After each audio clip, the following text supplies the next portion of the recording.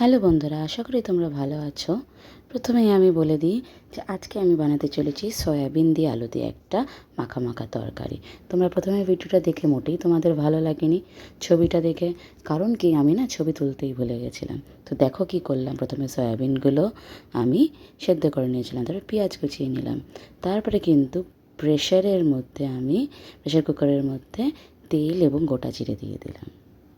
এবারে দেখো সুন্দর করে এটা গোল্ডেন ব্রাউন হয়ে আসলে আমি কি করব, এর মধ্যে কিন্তু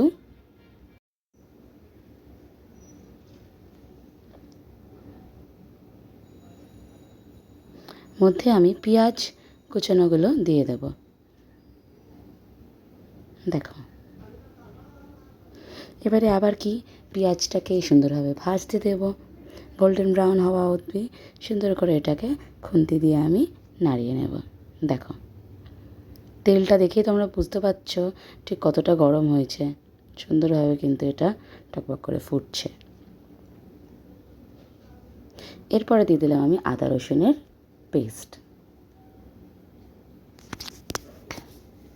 আমার প্রায় 200 গ্রাম মতন সয়াবিন নিয়েছিলাম। অ্যাকচুয়ালি আমি নিয়েছিলাম হলো ছোটো ছোটো যে চাংসগুলো হয় সেইগুলো, তাই জন্য আমার অবশ্য অনেকটা বেশি মতন হয়েছিল রান্নাটা।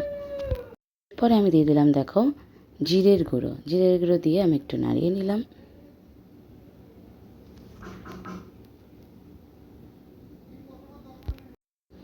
তারপরে আমি দেখো দিয়ে দেবো এর মধ্যে হলুদ গুঁড়ো।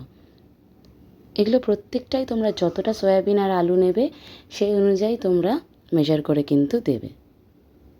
আর দিয়ে দিলাম তারপরে লঙ্কার গুঁড়ো। তারপরে মশলাটাকে ভালো করে আমি কষতে থাকলাম।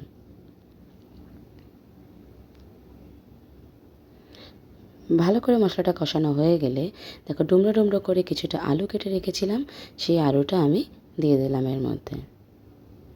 এবারে আবার নাড়তে থাকলাম সুন্দরভাবে।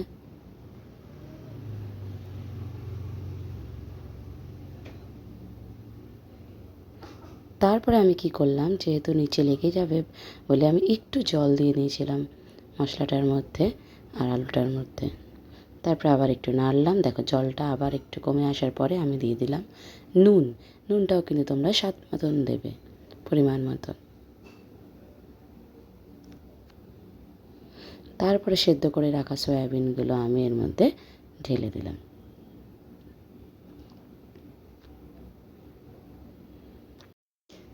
দেখো সয়াবিনটা ঢেলে দিয়ে একটু কষিয়ে নেওয়ার পরে আমি কিছুটা পরিমাণ জল ঢেলে দিলাম এর মধ্যে। আমি তরকারিটাকে কিন্তু বেশি ঝোল করিনি, তাই জন্য এটা আমি একটু কমই জল দিলাম। ব্যাস তারপরে আর কি, এরপরে আমরা কি করব, প্রেশার কুকারের ঢাকনাটা লাগিয়ে দেবো। তাহলেই হয়ে গেল আমাদের সয়াবিন আলু কারি রেডি। ভালো লাগলে লাইক, শেয়ার অ্যান্ড সাবস্ক্রাইব করে দিও।